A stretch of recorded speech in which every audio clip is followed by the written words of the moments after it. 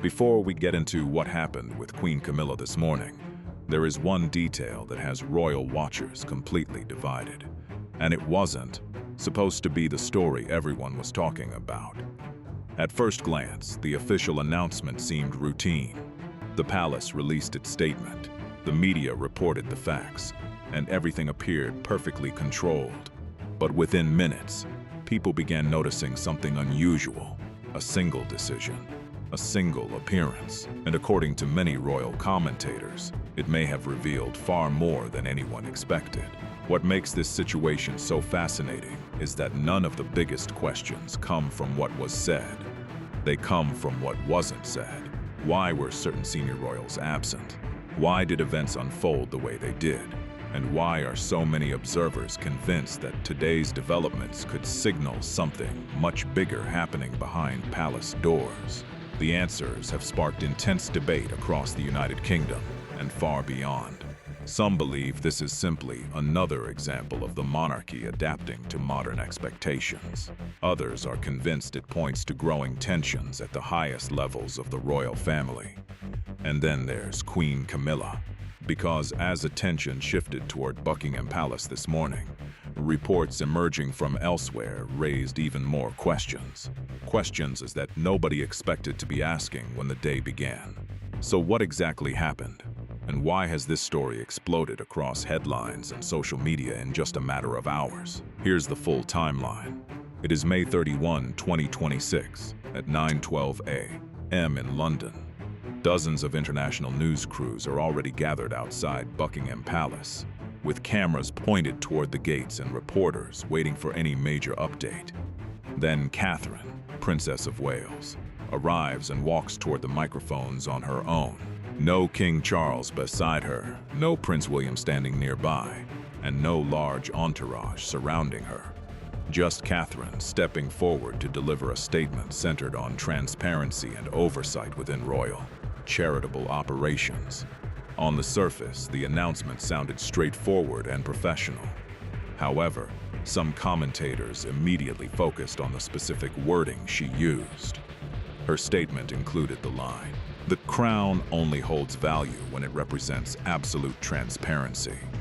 She then announced that the royals' charitable system would undergo a full, independent forensic audit and that any undocumented funds would be frozen pending review. She also stated, "We do not protect mistakes in the dark. We bring them into the light." Those remarks quickly sparked intense discussion across media outlets and social platforms. Many reports described the move as a modernization effort and a push for greater accountability. Others, however, viewed it as a significant internal power statement within royal circles.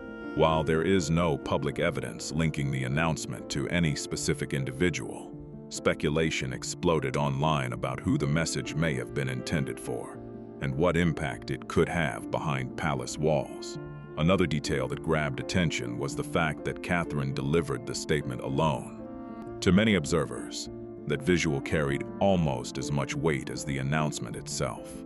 Without Charles or William standing beside her, some royal analysts interpreted the moment as a display of confidence and independent leadership rather than a routine family appearance. As cameras remained focused on Buckingham Palace, reports also began circulating about activity elsewhere. Roughly 70 miles away in Wiltshire, Queen Camilla was reportedly at Ray Mill House. Various media sources described heightened privacy and security measures around the property that morning, adding even more intrigue to a story that was already dominating royal headlines. According to reports and palace speculation, movement around the property became unusually restricted that day. Staff activity was reportedly limited, and normal communication channels were said to be operating differently than usual.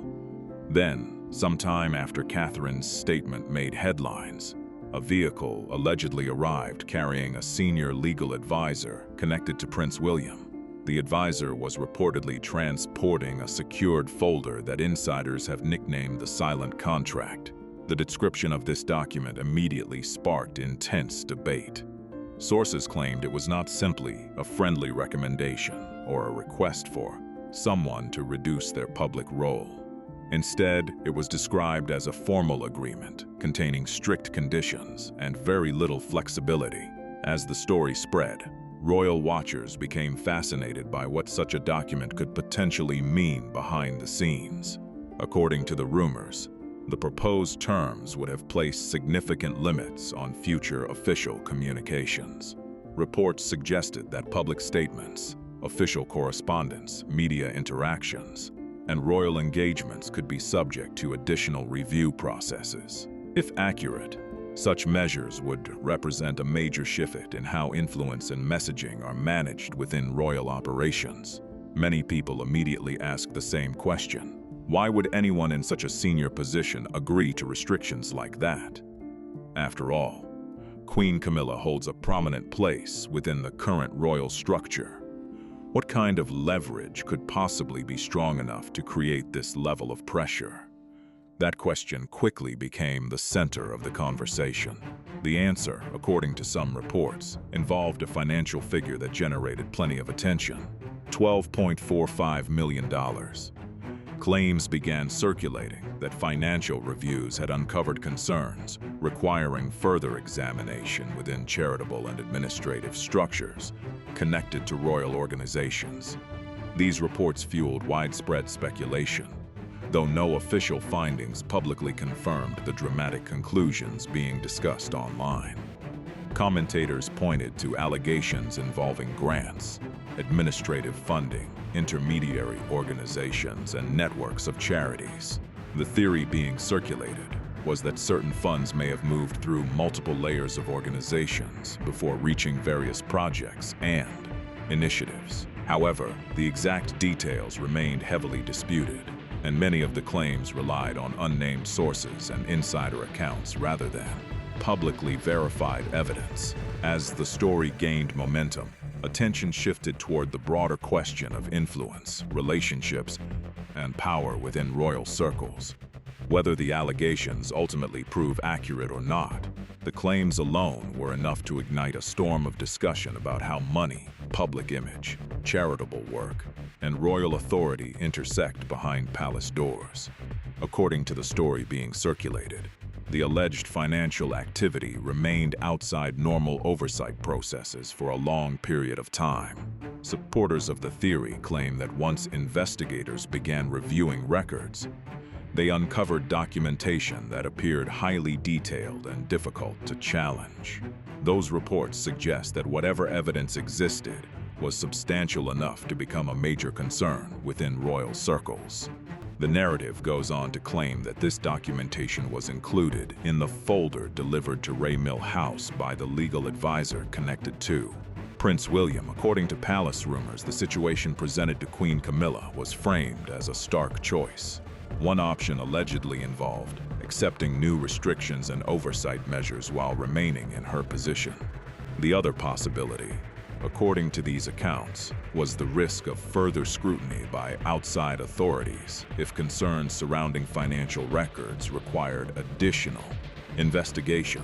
It is important to note that many of these claims remain unverified and are based largely on speculation from unnamed sources. However, the discussion intensified because charitable organizations in the United Kingdom are subject to strict legal and regulatory requirements.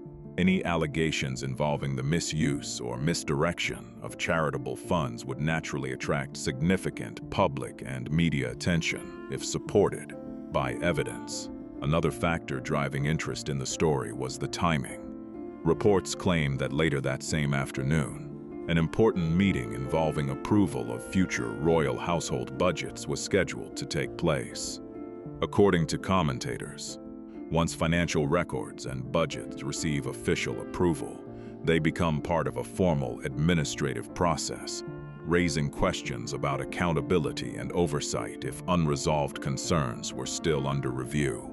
Because of that, some royal observers argued that any major decisions would have needed to happen quickly.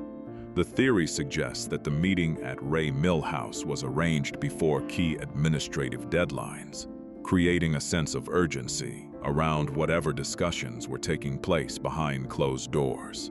According to the accounts being shared, The legal advisor reportedly delivered the documents and left, allowing time for private consideration of the issues involved. Attention then shifted to an official announcement released later that day. At approximately 3:30 p.m., the Royal Press Office issued a brief statement that immediately caught the attention of royal reporters because of how concise it was. One sentence in particular became the focus of widespread discussion. Due to sudden and unforeseen health complications requiring an extended period of rest, the Queen Consort will be stepping back from all official public duties for the foreseeable future. For longtime followers of royal news, that wording sparked a flood of questions and interpretations. Some viewed it as a routine health-related update, while others wondered whether there could be additional factors behind the timing. With speculation already running wild, the announcement only added another layer of mystery to a story that had royal watchers glued to every new development. In royal communications, phrases like sudden health complications often attract attention because they tend to limit immediate public scrutiny and speculation. When health is involved, most reporters and members of the public are understandably cautious about demanding detailed explanations or timelines. As a result, statements built around medical concerns can quickly shift the focus away from other ongoing discussions. That is one reason this announcement generated so much conversation among royal watchers. Some commentators questioned not only the timing of the statement, but also who may have been involved in crafting the message. However, there is no public evidence showing that any particular royal office took control of communications or that authority changed hands in the dramatic way some online theories suggest. Even so, the speculation continued to spread across news sites and social media platforms. Another question quickly emerged from those following the story. If the rumors and allegations being discussed were truly as serious as some sources claimed, why would there be no public move to change titles or official status? Why would a senior royal figure remain in the same ceremonial position while questions continued to circulate? That debate became a major talking point. Many analysts pointed to the broader interests of the monarchy itself. Royal institutions typically place enormous value on stability, continuity, and public confidence. A sudden and highly public shakeup involving senior members of the family could create months of headlines and trigger intense international attention. Because of that, some observers argued that maintaining familiar public roles may help avoid unnecessary disruption, regardless of what private discussions may be taking place behind the scenes. Supporters of this view believe the royal household often prioritizes presenting a calm and steady image during periods of controversy or uncertainty. In that interpretation, public appearances, official duties, and carefully managed messaging serve to reassure the public that the institution remains stable. Whether that assessment is accurate or not, it remains a common theme in discussions about the modern monarchy. As for Queen Camilla's public role, there has been widespread speculation about what it could look like going forward. Some online commentators have suggested that future appearances, speeches, and engagements may be more carefully coordinated than before. Others believe there is no evidence of any significant change at all. At this stage, many of the more dramatic claims remain unsupported by publicly verified facts. What is clear is that the story has fueled enormous curiosity. Questions about influence, public image, internal decision-making, and royal strategy continue to dominate discussion forums and media coverage. The gap between what is officially confirmed and what people believe may be happening behind palace walls is exactly what keeps these royal stories generating headlines day after day. According to the theory being discussed by some royal commentators, the most striking part of the situation is the contrast between appearance and influence. From this perspective, the public image remains largely unchanged, while the real decision-making power is believed to have shifted elsewhere. Whether or not that interpretation is accurate, it has become one of the biggest talking points surrounding the story. Supporters of this view argue that maintaining the visual symbols of status while reducing practical influence would represent a dramatic change in position. If true, it would mark a major transformation for someone who has spent decades building relationships, public visibility, and influence within royal and charitable circles. That possibility alone has fueled endless debate across royal media and online communities. Another detail that attracted enormous attention was the reported absence of King Charles throughout the day. Observers noted that he did not make a public statement, did not directly address the speculation, and did not publicly comment on the developments dominating the headlines. For many royal watchers, that silence became a story in itself. Predictably, theories rushed in to fill the information gap. Some commentators suggested that Charles may have been fully informed about ongoing reviews or discussions before they became public. Others argued there is no evidence supporting such claims. What remains clear is that his lack of public involvement prompted intense speculation about what conversations may have been taking place behind palace doors. Several analysts pointed out that monarchs often face a difficult balancing act between personal relationships and institutional responsibilities. Whenever controversy surrounds senior members of the royal family, decisions are often viewed through the lens of protecting the long-term stability and reputation of the crown. Because of that, even silence can become highly scrutinized and interpreted in different ways. For those following the story closely, the broader question became one of influence and authority. Who is shaping the future direction of the monarchy? Which figures are gaining prominence behind the scenes? And what role will the next generation of royals play in the years ahead? Those questions have become central to the ongoing discussion. Then came another detail that sparked fresh conversation. Around 5 p.m., observers reportedly noted that the personal standard of the Princess of Wales was flying above Kensington Palace. To most people, it may have seemed like an ordinary occurrence. However, royal enthusiasts quickly began debating whether the timing carried any symbolic significance. Within royal tradition, flags, standards, and ceremonial gestures often attract close attention because they can be interpreted as signals of presence, status, or official activity. Some commentators viewed the moment as meaningful, while others dismissed it as routine protocol. Either way, it added another layer of intrigue to a day already packed with speculation. One point that many people agreed on was Catherine's long journey within the royal family. Over the years, she has faced extraordinary public attention, constant media scrutiny, and immense expectations while steadily building her role within the institution. As discussions about the future of the monarchy continue, her growing visibility and influence remain impossible to ignore. According to the narrative that has been circulating among some royal commentators, everything that happened that day appeared remarkably controlled and carefully managed. There were no dramatic public confrontations, no explosive press conferences, and no visible constitutional conflict. Instead, supporters of this theory argue that any shift in influence happened quietly, behind closed doors and largely out of public view. Officially, the story remained simple. The monarchy appeared stable, united, and focused on supporting a family member dealing with health concerns. From the public's perspective, there was very little visible evidence to challenge that version of events. No public arguments, no obvious signs of internal division, and no major disruptions to royal business. Just a brief statement, routine appearances, and life seemingly moving forward as normal. But according to some reports and online speculation, the situation may not have ended there.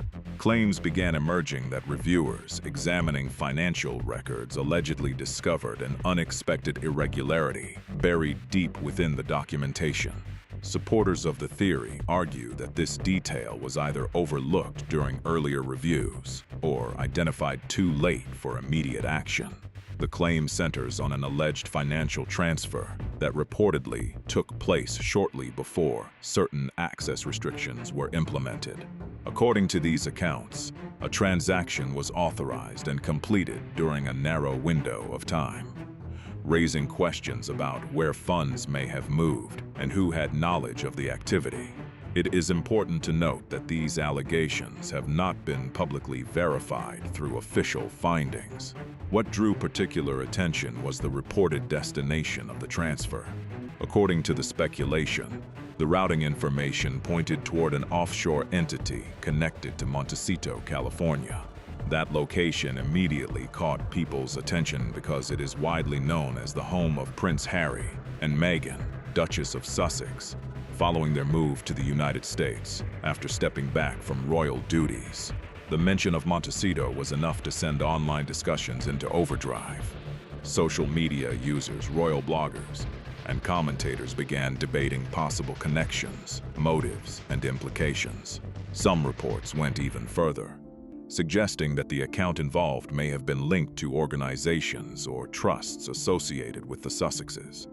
However, no publicly available evidence has confirmed those claims, and much of the discussion relies on anonymous sources and unverified documents. This is where the story becomes much more speculative and requires careful treatment. A financial transfer alone does not automatically reveal intent, relationships, or the broader context behind a transaction. Even if such a transfer occurred, there could be multiple explanations that are not immediately obvious from limited information alone. Nevertheless, the theory has attracted attention because of what it could imply if proven true. For years, much of the public narrative surrounding the royal family has focused on divisions between different branches of the family. Headlines often portrayed Prince Harry and Meghan on one side and senior working royals on the other, with disagreements playing out through interviews, documentaries, books, and media coverage. In those public discussions, Queen Camilla was occasionally mentioned in ways that generated controversy and criticism. As a result, many people came away with the impression that the various camps within the royal family were completely disconnected and operating with entirely separate interests. What makes this latest theory so attention-grabbing is that it challenges that assumption. If there were ever evidence of cooperation, communication, or shared financial interests operating behind the scenes, it would force many observers to reconsider years of accepted narratives. At this stage, however, those conclusions remain speculative. What exists for now are questions, competing interpretations, and a growing debate about whether the public story and the private reality could be far more complicated than anyone realized. According to the theory making the rounds online, the alleged transfer was not random at all. Supporters of this narrative argue that if funds were moved, the destination would have been chosen carefully and for a specific reason. The speculation suggests that any assets facing increased scrutiny would logically be directed somewhere beyond the immediate reach of those conducting the review. Whether that actually happened remains unverified, but it is the idea driving much of the conversation. One reason this theory has gained traction is the claim that organizations based outside the United Kingdom operate under different legal and regulatory frameworks. Commentators have argued that if money were transferred internationally, tracking and recovering it could become far more complicated than handling assets located within domestic structures. That possibility has fueled endless debate among royal observers and online investigators alike. According to the narrative being pushed by some sources, William and Catherine achieved what appeared to be a complete victory on the domestic front. The alleged agreements were reportedly finalized, administrative matters moved forward, and public attention was redirected toward official statements rather than internal controversy. To outside observers, everything seemed orderly, controlled, and neatly resolved. But critics of that interpretation argue that major financial questions do not simply disappear overnight. If significant transactions took place, they would leave records, documentation, and trails that could potentially resurface later. That possibility is exactly why this story continues generating so much attention. The central question remains the same. If money moved, where did it ultimately go? And what documentation exists to explain it? According to the speculation, the most important element is not the alleged transfer itself, but whoever may possess records connected to it. Supporters of the theory claim that documents, transaction histories, and financial records could prove far more valuable than the money alone, because they would potentially provide context and raise new questions about decisions made behind the scenes. What makes the story especially intriguing for many royal watchers is the idea that information, once outside an institution, becomes much harder to control. Public relations strategies can shape headlines, official statements can guide narratives, and carefully managed appearances can influence perception. However, records and documents that emerge independently often create entirely new conversations that institutions cannot easily predict or contain. This is why some commentators believe the real significance of the story lies in what could happen next rather than what allegedly happened on May 31st. Even if many of the claims remain unproven, the possibility of future disclosures has kept interest in the story alive. Questions surrounding accountability, transparency, influence, and internal royal dynamics continue to attract enormous public curiosity. Supporters of the theory argue that while Catherine may be viewed as an increasingly influential figure within the monarchy, and while William may be seen as helping shape its future direction, neither public appearances nor official messaging can fully answer questions that depend on evidence and documentation. If such records exist and ever become public, they could trigger a completely different discussion from the one taking place today. That is why some observers believe May 31st was not an ending at all, but the beginning of a much larger chapter. From this perspective, the day represented the first move in an ongoing story involving power, influence, reputation, and competing narratives about what is really happening behind palace walls. Whether those theories ultimately prove accurate remains to be seen, but they have certainly captured the attention of people around the world. The monarchy may appear calm and unified on the surface, yet speculation continues to grow about what details remain hidden and what revelations could still emerge in the future. For now, the unanswered questions are what keep this story alive, and what keep royal watchers looking for the next piece of the puzzle. If you enjoyed this breakdown, make sure to subscribe for more royal news, hidden details, and major developments. Drop a like if you found the story interesting, and leave a comment below with your thoughts. Do you think there's more to this story than we've been told, or is it all just speculation? Let everyone know what you think.